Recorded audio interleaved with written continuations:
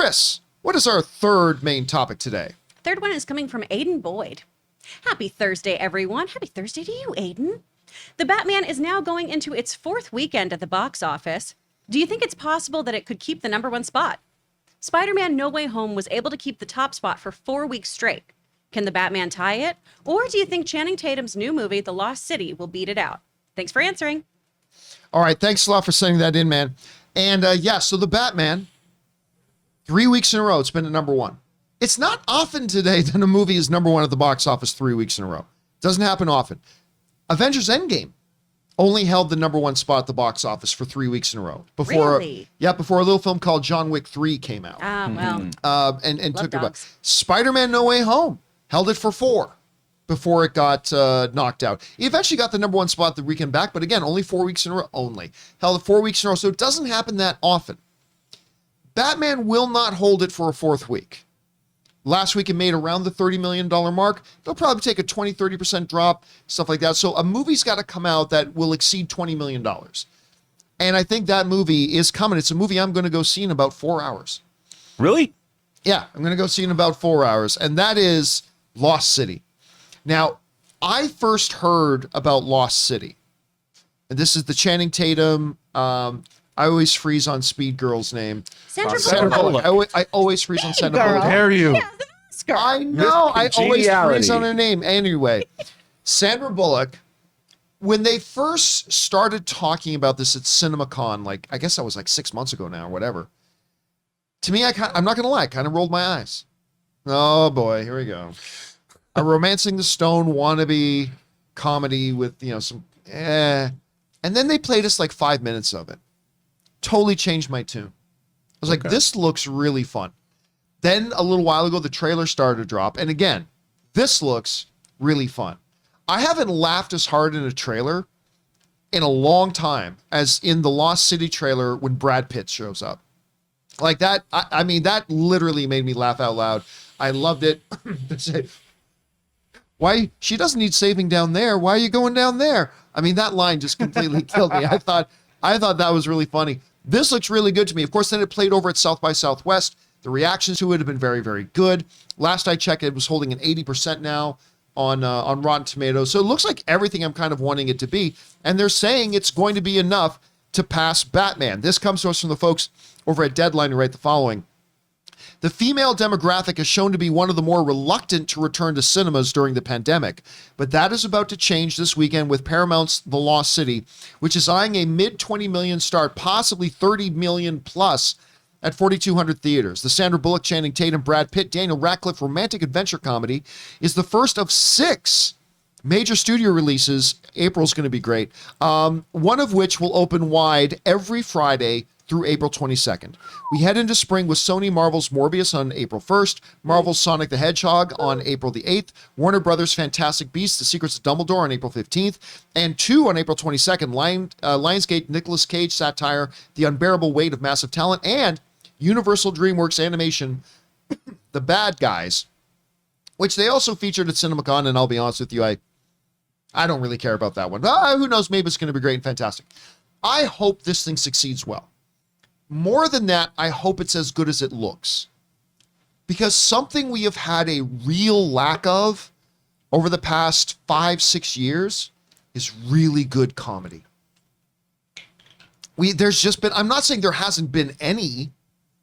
You go the mid-90s, early 2000s, comedy, good comedy was like a staple of the movie-going experience, right? And I feel like it's been a very dry time for really good, enjoyable, laugh out loud, the last time I remember going to a comedy that I literally hurt that I laughed so hard through it was probably Girls Trip. And that was years ago now. So I'm looking forward to this and I hope it works on many levels. So we'll see how it goes. Chris, Lost City's coming out. What have you thought about the marketing campaign? Are you looking forward to this? What are your thoughts? I think this looks adorable. I'm very hyped for it. And, we're talking about the female demographic here. I've mostly talked to dudes about this movie who are super excited to see this. They're really, really into this idea of having Daniel Radcliffe as a bad guy, having Channing Tatum playing a wonderful, wonderful himbo role. They're really, really excited about it, as am I. I love all the people in this film. I will say I am interested in that demographic number, though. That was one of scratching my head where I was like, women aren't going to movies? I don't know. Maybe it's just because I've seen so many movies. I'm very confused by that. But I think it's going to be really, really cute. I do think it's going to take over the Batman at the box office. This looks great to me. And sure, everyone keeps saying it's a Romancing the Stone remake. What's bad about that? Why do we not want that? That sounds amazing to me. I'm so excited about that. That was a wonderful film. And almost everything is a remake or a reimagining these days. As long as they do it well or potentially do it better, I'm here for it. Rob, this is not a movie that on its surface looks like it's targeted towards me or you, whatever. But No. What have you thought about the trailers? Will it pass the Batman at the box office this weekend? And are you looking forward to this? Well, the trailers look funny to me.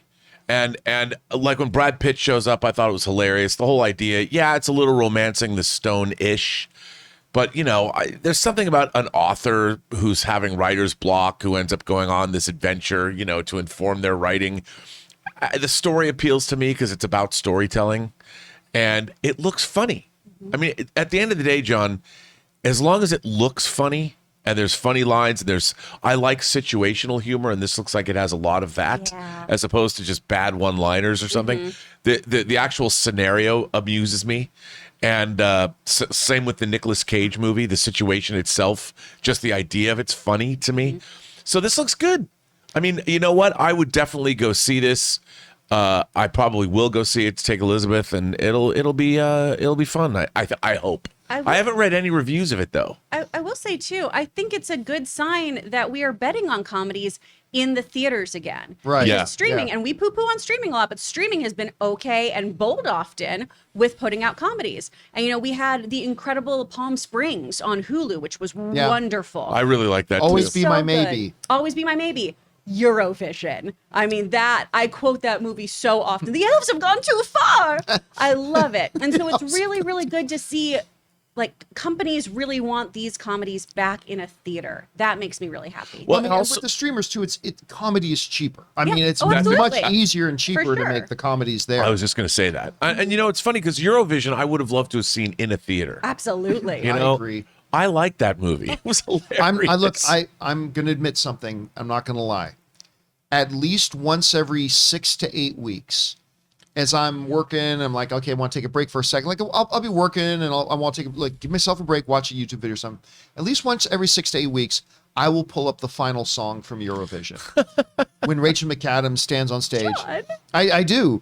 Because when she sings that song, I think of my home. I think of Hamilton. I think of my home, Hamilton, Ontario, Canada, and she sings my hometown. And then it cuts back. It's a beautiful way they edited it too, cutting to when people realize she's singing about their hometown, and it cuts to people That one at guy. the hometown. She's speaking in Icelandic. She's singing Icelandic. It's like, yes, okay, we know we're all Icelandic too. But, I mean, where the seagulls sing and the whales are happy people. I mean, I don't know. It's perfect. But I hear that, and it's not, and many people ask, there's not Rachel McAdams singing that. No. But I admit, at least once every 2 months, I pop that love video that on, song. I get choked up thinking about my hometown. If my friends and I have a little too much to drink, we all do the song along. That's our go-to. I'll watch that every once in a while too. I will. I watch that the sing-off, song-along part. Anyway, that actually has real competitors. Yes, it's all people who've been on Eurovision. Yes, which is actually pretty fun. But listen, Lost City looks good to me, guys. I know it doesn't look like it's targeted at some of us who might be watching the show. I think it looks really good. I'm excited to see it. Watch for my right out of the theater review and reaction a little bit later today on the YouTube channel. I'll put that up as soon as I get out of the theater.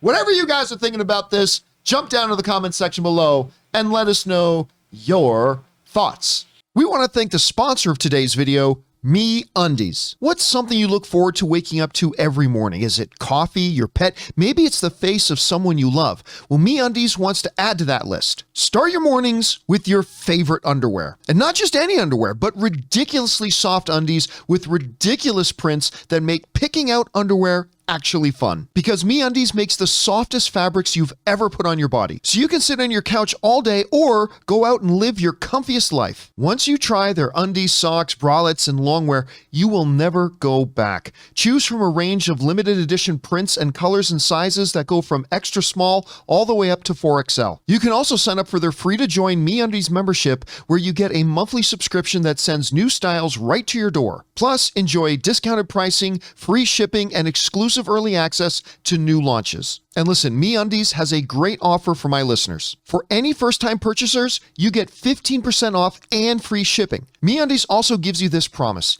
If you're not satisfied with any product for any reason, you can return your order for a full refund within 45 days. To get your 15% off your first order and free shipping, just go to MeUndies.com/Campea. That's MeUndies.com/Campea.